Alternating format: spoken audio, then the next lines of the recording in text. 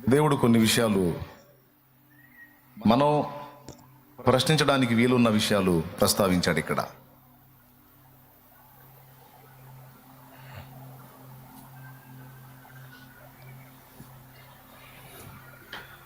ఒక ఆయన ఇల్లు కట్టుకోవడానికి మొదలు పెట్టి పాస్టర్ గారిని పిలిచాడు. పాస్టర్ గారు ప్రార్థన చేయండి అని. ప్రార్థన చేయండి అని పిలిస్తే ఈయన అసలే సరైన విశ్వాసి కాదు, ఆయన అవిశ్వాసి, ఆయన భార్య విశ్వాసి. క్రైస్తవుడే కానీ భార్య విశ్వాసి, ఆయన మాత్రం అవిశ్వాసి. ఇల్లు మొదలు పెట్టుకుంటున్నాడు కాబట్టి క్రైస్తవులు గనక, దేవుని బిడ్డలు గనక అలవాటు ప్రకారం, ఆచారం ప్రకారం, ఆనవాయితీ ప్రకారం మరి పాస్టర్ గారే కాబట్టి ఆయన పిలిపించి ప్రార్థన చేయొచ్చు అంటే పాపం పిలిచాడు. వచ్చాడు. ఆయన వచ్చి ప్రార్థన చేయడాన్ని చేయెత్తి, ప్రభువా, యెహోవా ఇల్లు కట్టించనిడల కట్టువారి ప్రయాసము వ్యర్థమే అని నువ్వు చెప్పావు నాయనా అని మొదలుపెట్టాడు. ఈ అన్యులతో కలిసి స్నేహం చేసే వాళ్ళకి, అన్యాచారాల్లో ఉండే వాళ్ళకి అపశకున మాటలు నచ్చవు. ఏదైనా శుభం పలకాలు కానీ అపశకునాలు పలకూడదు. ఈయనేమన్నాడు? యెహోవా ఇల్లు కట్టించండి కట్టువారి ప్రయాసము వ్యర్థమే అన్నాడు. ఆ వ్యర్థమే అన్న మాట ఏం చెవును పడింది. దేంట్రా శుభం పలుకు అంటే ఈ మాట పలికాడు వ్యర్థమే అని. ఏమైందో ఏమో అని కొంచెం ఇబ్బంది పడ్డాడు. సరే, ఆయన ప్రార్థన చేశాడు, వెళ్ళిపోయాడు. పాపం ఆయన పునాదులు తవ్వించాడు. అప్పట్లో పునాదులు తీసేవాళ్ళు, బేస్మెంట్ వేయడానికి పునాదులు తీసేవాళ్ళు. పిల్లర్లకి గుంటలు, పునాదులు అన్నీ తీశారు. అంతా తీసిన తర్వాత పెద్ద వానొచ్చి ఆ తీసిన గుంటల నిండా నీళ్ళు వచ్చేసి ఆ మట్టంతా మళ్ళీ వెళ్ళిపోయింది లోపలికి. ఇక అక్కడి నుంచి ఇల్లు అయిందాక తిడతానే ఉన్నాడు పాస్టర్ గారిని. ప్రార్థన చేయించు అన్నావు, పిలిచాను, వచ్చాడు, వచ్చినోడు దీవించాలి కదా, వ్యర్థమే అని పోయాడు. ఏం చేసినా సరే మళ్ళీ మొదలు పెట్టుకోవాల్సి వస్తుంది అని తిట్టడం మొదలుపెట్టాడు. మొత్తం మీద చివరికి ఆయన కూడా దేవుడిని నమ్ముకున్నాడు, రక్షణలోకి వచ్చాడు, దేవునికి మంచి సాక్షి అయ్యాడు. అయితే తెలియని స్థితిలో ఉన్న వాళ్ళకి వచనం చదివినప్పుడు ఈ డౌటే వచ్చింది. సరే, ఇంతకి వచనాలు ఏంటి? అక్కడ 4 సంగతులను గురించి భక్తుడు పలికాడు. 4 సంగతులను గురించి 127వ కీర్తన, ఇది సొలొమోను కీర్తన. దేవునికి స్తోత్రం. సొలొమోను సామెతలు, పరమగీతం, ప్రసంగి ఈ 3 పుస్తకాలే కాకుండా కీర్తనల గ్రంథంలో సొలొమోను రచించినటువంటి కీర్తనలు కూడా ఉన్నాయి. గుర్తుపెట్టుకోండి, ఒకడు తన ఊహను బట్టి చెప్పుట వలన లేఖనములో ఏ ప్రవచనము పుట్టదని మొదట గ్రహించుకొనవలెను. పేతురు రాసిన పత్రికలో పేతురు చెప్పిన సాక్ష్యం ఇది. మనుషులు పరిశుద్ధాత్మ చేత ప్రేరేపించబడిన వారై దేవుని మూలముగా పలికిరి. దేవుని మూలంగా వారు పలికిన ఆ మాటలే దేవోక్తులై, లేఖనమై, కాల పరీక్షకు నిలిచి 1000 సంవత్సరాలు ప్రయాణం చేసి ప్రపంచంలోని అందరి చేతుల్లోకి లేఖనాలుగా అవి చేరినాయి. లేఖనం పరిశుద్ధాత్మ ప్రేరణతో భక్తులు పలికిన, వ్రాసిన మాటలే లేఖనం.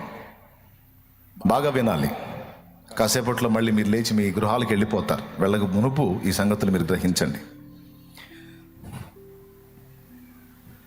సొలొమోను రచించినటువంటి కీర్తన మీద చాలా సందేహాలు వచ్చినాయి. యెహోవా ఇల్లు కట్టించనేడల కట్టువారి ప్రయాసము వ్యర్థమే అంటే, ఎవరైనా ఒక ఇల్లు కట్టుకున్నారు అంటే దానికి యెహోవాయే సహాయం చేశాడు అని అర్థం వస్తుంది. దేవుడు ఉన్నాడు అనే ఆస్తికుడికి దేవుడే ఇల్లు కట్టించాడు అనుకుందాం. దేవుడెవడ్రా దేవుడు అని దేవుణ్ణి దూషించే నాస్తికుడికి ఇల్లు ఎవరు కట్టించారు? నాస్తికుడికి కూడా యెహోవాయే కట్టించాడా? సరే, దేవుడు యేసు ప్రభువే నిజమైన దేవుడు అని నమ్మినోడికి యేసు ప్రభు యెహోవా దేవుడు ఇల్లు కట్టించాడు అనుకుందాం. మరి యెహోవాకు యేసుక్రీస్తుకు వ్యతిరేకంగా మారి దూషణకు దిగి భయంకరంగా ప్రవర్తించి మాట్లాడి దూషిస్తున్న దుర్మార్గులకి ఎవరు కట్టారు ఇల్లు? అలగోడి యెహోవాయే కట్టాడా? ప్రకృతిలో గాలి, నీరు, నిప్పు, భూమి, ఆకాశం, ప్రకృతిలోని మానవులకు అవసరమైనటువంటి సదుపాయాలన్నీ దేవుడు చేశాడు, అందరికీ సమష్టిగా. అందులో భేదం లేదు, అందరికీ దేవుడే వనరులన్నీ ఇచ్చాడు. కానీ ఇక్కడ ప్రత్యేకంగా ఇల్లు కట్టించిన విషయం మాట్లాడుతున్నాడు. లోకంలో ఉన్నటువంటి నాస్తికులకి, ఆస్తికులకి, మతోన్మాదులకి, దేవుని యందు విశ్వాసం ఉంచిన వాళ్ళకి అందరికీ యెహోవా ఇల్లు కట్టిస్తున్నాడా? లేకపోతే అసలు అక్కడ ఆంతర్యం ఏంటి? ఒకటి. రెండవది, యెహోవా పట్టణమును కాపాడని యెడల దాన్ని కావలి కాయువారు మేలుకొనుట వ్యర్థమే అంటున్నాడు. యెహోవా పట్టణాన్ని కాపాడితే అది భద్రంగా ఉంటుంది. మరి ఈరోజు పట్టణాలను చూస్తే రకరకాల పరిస్థితుల్లో పట్టణాలు, దేశాలు, రాష్ట్రాలు, జిల్లాలు, మండలాలు అతలాకుతలం అవుతున్నాయి. పట్టణాలన్నీ భద్రంగా ఏడున్నాయి? పబ్బులని, క్లబ్బులని, ఏమండి, త్రాగుడు, విచ్చలవిడి, వ్యభిచారం, ఉక్కా సెంటర్లు, రకరకాలుగా సమాజాన్ని నాశనం చేసే పరిస్థితులు, డ్రగ్స్, గంజాయి అని, మాదక ద్రవ్యాలు, మత్తు పదార్థాలు ఈరోజు చిన్న పెద్ద భేదం లేకుండా అందరి చేతుల్లోకి వెళ్ళిపోతున్నాయి. మరి యెహోవా పట్టణాన్ని కాపాడుతున్నాడా? పోలీసు వాళ్ళు ఉన్నారు, కావలి కాయవారంటే పోలీసు వాళ్ళు అనుకుందాం. మనకి ఇప్పుడు కాపలా వాళ్ళు ఎవరు? రక్షక భటులు ఎవరు? పోలీస్. యెహోవా పట్టణమును కాపాడిన యెడల కావలి కాయవారు మేలుకొనుట వ్యర్థమే. పాపం పగల డ్యూటీలు, నైట్ డ్యూటీలు వేసుకొని వాళ్ళు చాలా కష్టపడుతున్నారు పోలీసు వాళ్ళు. కానీ వాళ్ళు ఎంత తిప్పలు పడినా హత్యలు ఆగట్లేదు, దుర్మార్గాలు ఆగట్లేదు, దోపిడీలు ఆగట్లేదు, నరమేధాలు ఆగట్లేదు, విచ్చలవిడి లైంగిక పాపాలు ఆగట్లేదు, మాదక ద్రవ్యాల సరఫరా ఆగట్లేదు, డ్రగ్స్ సరఫరా ఆగట్లేదు, గంజాయి స్మగ్లింగ్ ఆగట్లేదు, అన్నీ నడుస్తున్నాయి. మరి యెహోవా పట్టణమును కాపాడేవాడైతే పట్టణాలు, సిటీలు, టౌన్స్ ఇవన్నీ కూడా ఈరోజు విచ్చలవిడిగా ఎందుకు మారిపోయాయి? దుర్మార్గాలు ఎందుకు జరుగుతున్నాయి? దారుణ మారణకాండాలు ఎందుకు జరుగుతున్నాయి? మత ఉన్మాదాలు ఎందుకు పెట్టరేగిపోతున్నాయి? దేవుడు కాపలా సరిగా కాయట్లేదా? దేవుడు కూడా నిద్రపోతున్నాడా? లేదు, దేవుడే పట్టణాన్ని కాస్తే మరి పట్టణాలకి ఈ దుర్గతి ఎందుకు పడుతుంది? ఈరోజు మనుషులంతా కూడా పతనం వైపు ఎందుకు నడుస్తున్నారు? రెండో ప్రశ్న. మొదటి ప్రశ్న ఏంటి? అందరికీ దేవుడే ఇల్లు కట్టిస్తున్నాడా? రెండవది, అన్ని పట్టణాలను దేవుడే కాపాడుతున్నాడా? రెండో ప్రశ్న. ఇక మూడవది, మీరు వేకువనే లేచి చాలా రాత్రి అయిన తర్వాత పండుకొనుచు మీ చేతుల కష్టార్జితమైన ఆహారం మీరు తినుచూ నుండుట వ్యర్థమే. తన ప్రియులు నిద్రించుచుండగా ఆయన వారికి ఇచ్చుచున్నాడు అంటే కష్టం చేసుకోవటం తప్ప? మీరు స్తోత్రం చెప్పండి. నిద్ర వచ్చిన వాళ్ళు గట్టిగా చెప్పండి. అంత బాగా వింటున్నారు అన్నమాట నేను చెప్పేది. జాగ్రత్తగా వినాలి. కాసేపే మనకి సంభాషణ నడిచే తర్వాత జంపు, మీ తిప్పలు మీ, నా తిప్పలు నా అన్నట్టు ఉంటుంది వ్యవహారం. కాబట్టి చెప్పే 4 ముక్కలు జాగ్రత్తగా వినండి, మనసు పెట్టి. మళ్ళీ బుక్ చేస్తారు, రెడీగా ఉండండి. స్తోత్రం చెప్పండి. మూడవది, చేతుల కష్టార్జితం కష్టం చేయటం తప్ప? మరి వ్యర్థం అంటాడేంది? మీరు వేకువనే లేచి చాలా రాత్రి అయిన తర్వాత పండుకున్న ప్రియులు నిద్రించుచుండగా ఆయన వారికి ఇచ్చుచున్నాడు అన్నాడు. ఇదేమిటి? నిద్రపోయే వాళ్ళకి ఇవ్వటం ఏందండి? కష్టపడేవాడికి వ్యర్థమైంది, నిద్రపోయేవాడికి ఇవ్వటం ఏంది? 3. నాలుగవది, కుమారులు యెహోవా అనుగ్రహించు స్వాస్థ్యము, గర్భఫలము ఆయన ఇచ్చు బహుమానమే అన్నాడు. కుమారులు యెహోవా అనుగ్రహించు స్వాస్థ్యమా, గర్భఫలము ఆయన ఇచ్చు బహుమానమా? మరి కుమార్తెలు? ఇక కుమార్తెలంతా వేస్టా? యెహోవా అనుగ్రహించని వాళ్ళు. ఏమి సొలొమోను గారు 1000 మందిని చేసుకున్నావు, వాళ్ళ దెబ్బకిట్ అయిపోయినట్టున్నావు. నువ్వు ఏం రాస్తున్నావో, ఏం చేస్తున్నావో, ఎటు పోతున్నావో ఏం అర్థం కాక రాసినట్టున్నావు ఈ కీర్తన. సరే, నువ్వంటే రాసావనుకో, ఆయన ఎందుకు తేవాలి ఈ బైబిల్లోకి ఆ కీర్తనని? ఎవరైనా పెద్ద ఆయన ఎందుకు తేవాలంటే పలికించింది ఆయన, రాయించింది ఆయన కాబట్టి. స్తోత్రం. సొలొమోను తన ఊహను బట్టి చెప్పిన సంగతులు కావివి. ఒకడు తన ఊహను బట్టి చెప్పుట వలన లేఖనములో ఏ ప్రవచనము పుట్టదని మొదట గ్రహించుకొనవలెను. మనుషులు పరిశుద్ధాత్మ చేత ప్రేరేపింపబడిన వారై దేవుని మూలముగా పలికిరి.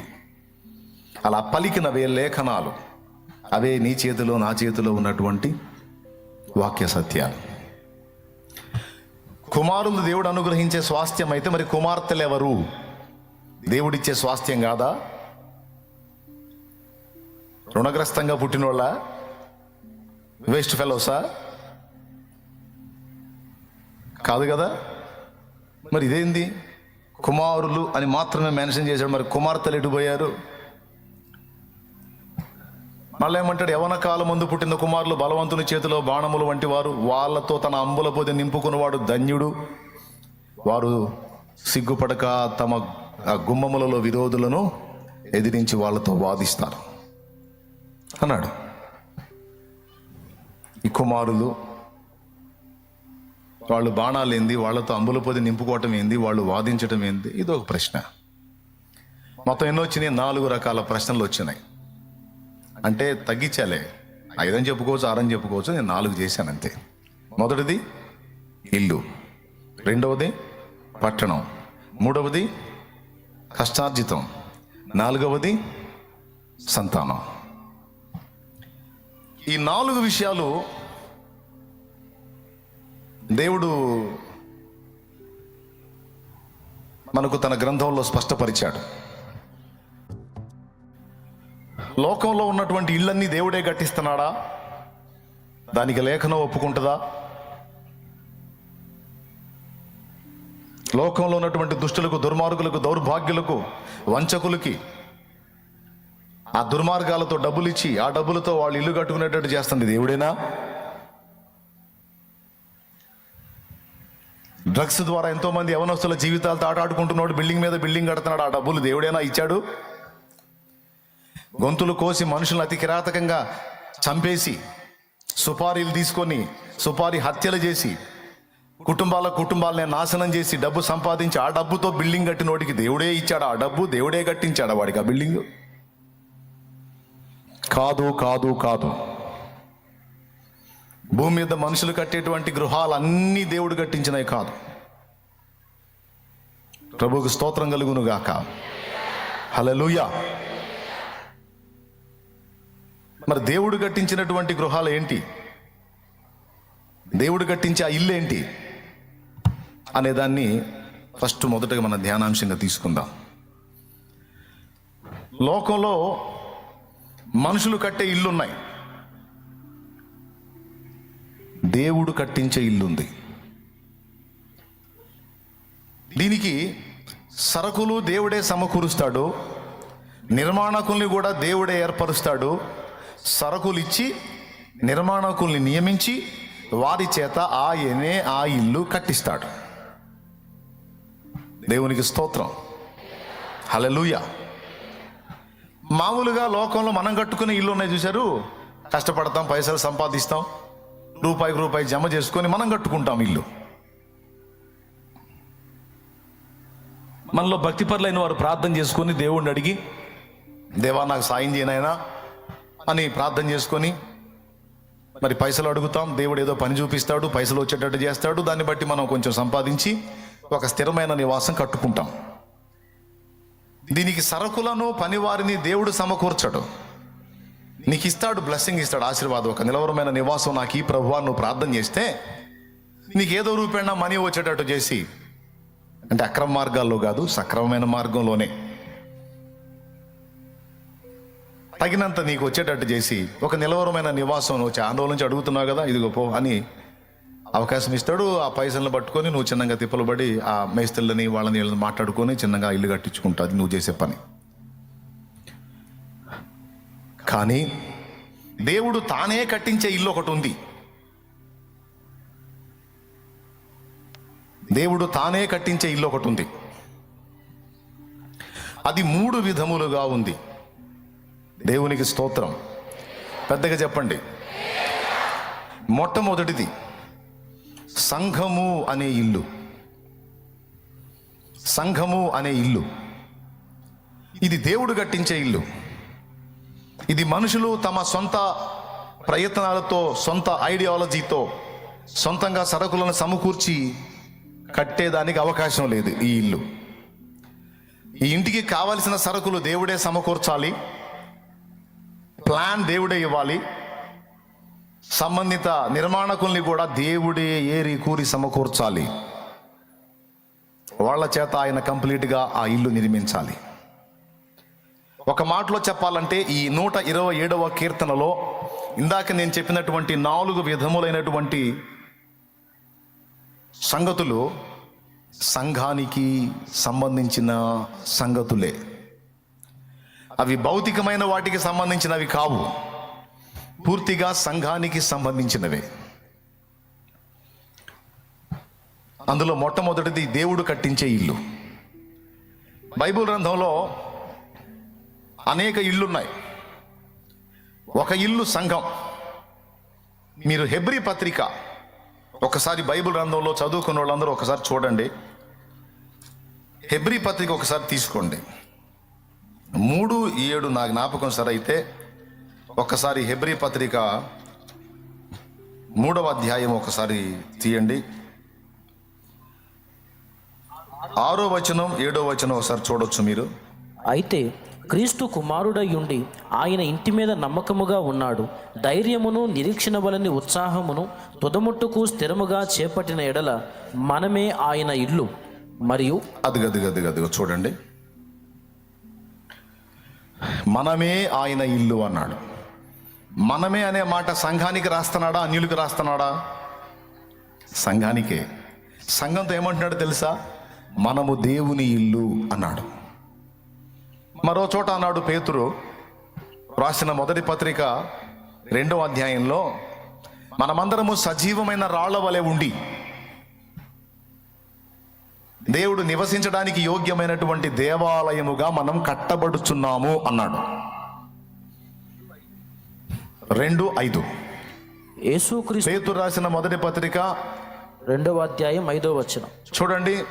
ఆత్మ సంబంధమైన మందిరముగా కట్టబడుచున్నాము. చాలు, నాకెళ్ళి చూడండి. ఇందాకేమన్నాడు? మనమే ఆయన ఇల్లు అంటే సంఘము దేవుని ఇల్లు. రెండవది సంఘము దేవుని మందిరం. మనం నివసించడానికి ఒక ఇల్లు ఉన్నట్టే దేవుడు కూడా నివసించాలనుకున్నాడు. ఆయన కూడా ఒక ఇల్లు కావాలనుకున్నాడు. అయితే మన ఇల్లేమో నిర్జీవమైన రాళ్లతో కట్టబడిద్ది, కానీ దేవుని ఇల్లేమో సజీవమైన రాళ్లతో కట్టబడిద్ది. మన ఇల్లేమో నిర్జీవమైన ఇల్లు, కానీ దేవుడు నివసించే ఇల్లు, జీవం గల దేవుడు నివసించే ఇల్లు, జీవము కలిగిన ఇల్లు. ఎంతమందికి అర్థమైందో చేతులు ఎత్తండి. అర్థమైతే చేతులు ఎత్తండి. రైట్, సంతోషం. స్తోత్రం చెప్పండి. అట్లనే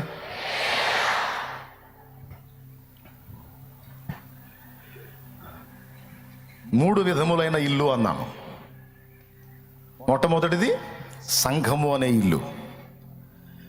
చాలామంది సేవకులు ఫలానా సంఘం కట్టారు, సేవకులు ఫలానా సంఘం కట్టారు, ఫలానా దైవజనుడు ఫలానా సంఘం కట్టాడు, ఫలానా పాస్టర్ గారు ఫలానా ఊరికి వెళ్ళి సంఘం కట్టాడు అని చెప్తా ఉంటారు. వాస్తవానికి ఏ దైవజనుడు కూడా సంఘము కట్టాడు. సంఘము కట్టేది యేసయ్య. అది సాక్షాత్తు యేసయ్యే చెప్పాడు. మత్తయి సువార్తలో పేతురుని మెచ్చుకుంటూ పేతురుతో అంటున్నాడు. అక్కడ మత్తయి సువార్త నీకు చూపిస్తాను ఆ వచనాన్ని. ఒకసారి 16వ అధ్యాయం తీసుకోండి. మత్తయి సువార్త 16వ అధ్యాయము 18వ వచనం చదవండి. మరియు నీవు పేతురువు, ఈ బండ మీద నా సంఘమును కట్టుదును, పాతాళలోక ద్వారములు దాని ఎదుట నిలువనేరవని నేను నీతో చెప్పుచున్నాను. సంఘమును ఆయన కడతానంటున్నాడా? మనం కడతామంటున్నాడా? సంఘాన్ని కట్టేది ఎవరు? తండ్రి సన్నిధి మినిస్ట్రీస్ అంటే తండ్రి సన్నిధి పరిచర్యలు అని మనం టైటిల్ పెట్టుకొని నడుస్తున్నాం. అసలు ఈ సంఘాన్ని కట్టింది ఎవరు? సహజంగా ఫ్లోలో ఏమనుకుంటామంటే శాలేమన్న కట్టాడు. ఏంది ఇది బొంద కట్టింది? ఏం లేదు, ఇది ఒట్టి తోలు బొమ్మ. ఇక్కడ ఈ బొమ్మను అడ్డం పెట్టి సంఘమును కట్టింది యేసయ్య. ఒకవేళ నేను కడితే, మరి ఏ దైవజనుడైనా సంఘాన్ని కడితే దాని ఎదుట పాతాళలోక ద్వారాలు తెరవబడే ఉంటాయి, ఎందుకంటే అది మనుషులు కట్టింది కాబట్టి. కానీ యేసయ్య ఏమన్నాడు తెలుసా? నేను నా సంఘమును కట్టుదును, దాని ఎదుట పాతాళలోక ద్వారములు నిలువ నేరవన్నాడు. కాబట్టి సంఘము అనే ఇల్లు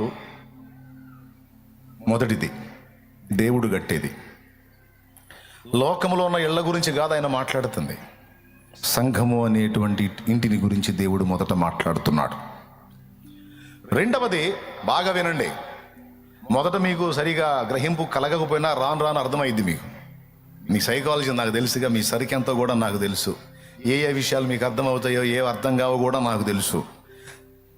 ఎందుకంటే అందరి మైండ్లో నేను అటు కూర్చొని కొన్ని సంవత్సరాలు అనుభవించి వచ్చా. ఇటు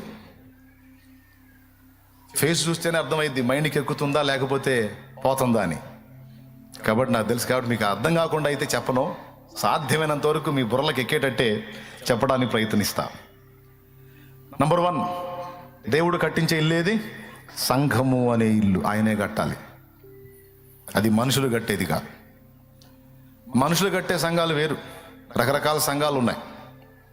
మున్సిపాలిటీ సంఘం ఉంది, మజ్దూర్ యూనియన్ సంఘం ఉంది,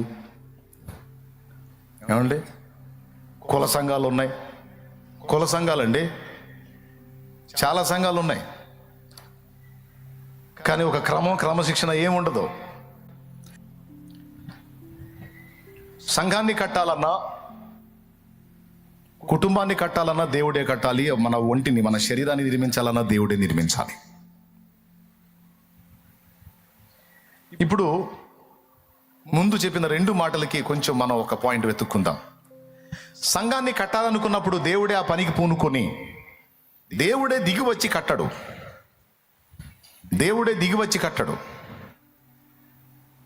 దేవుడు భూమి మీద కొంతమంది వ్యక్తులను ఏర్పరచుకుంటాడు. ముందు కొంతమంది వ్యక్తుల్ని దర్శించి వాళ్ళని సిద్ధపరిచి వాళ్ళని తన చేతుల్లోకి తీసుకొని వాళ్లకు సంబంధిత సరుకులు అందించి వారి ద్వారా దేవుడు తన పనిని జరిగిస్తాడు, తన సంఘాన్ని కడతాడు. చిలకలూరిపేట పట్టణంలో ఒక సంఘాన్ని దేవుడు కట్టాలనుకున్నాడు అనుకుందాం. దానికి ఒక పాత్రని ముందుగా సిద్ధపరచుకున్నాడు దేవుడు. నేను ఈరోజు మీ మధ్యలోకి వచ్చి ప్రకటించడం కాదు, అసలు నేను ఈ పరిచర్య కొరకు నియమించబడిన ప్రణాళిక ఈనాటిది కాదు, అది నా పుట్టుకకు మునిపే నిర్ధారించబడిన ప్రణాళిక. ఒకవేళ నువ్వు దేవుని పని చేస్తే ఆ ప్రణాళిక ఈనాటిది కాదు, నువ్వు పుట్టక మునిపే దేవుడు కలిగి ఉన్న ప్రణాళిక అది. నీ ద్వారా జరుగుతున్న దేవుని పని అది ఏదైనా కావచ్చు, ఏ రూపంలో ఉండొచ్చు. నీ ద్వారా జరుగుతున్న దేవుని పని అది ఏదైనా కావచ్చు, అది ఏ రూపంలోనైనా ఉండొచ్చు. దాన్ని చేయడానికి నీ విషయమై దేవుని ఏర్పాటు ఈనాటిది కాదు, అది మనం పుట్టక మునిపే దేవుడు కలిగి ఉన్న ప్రణాళిక. సుమారు ఎన్ని సంవత్సరాల క్రితం ప్లాన్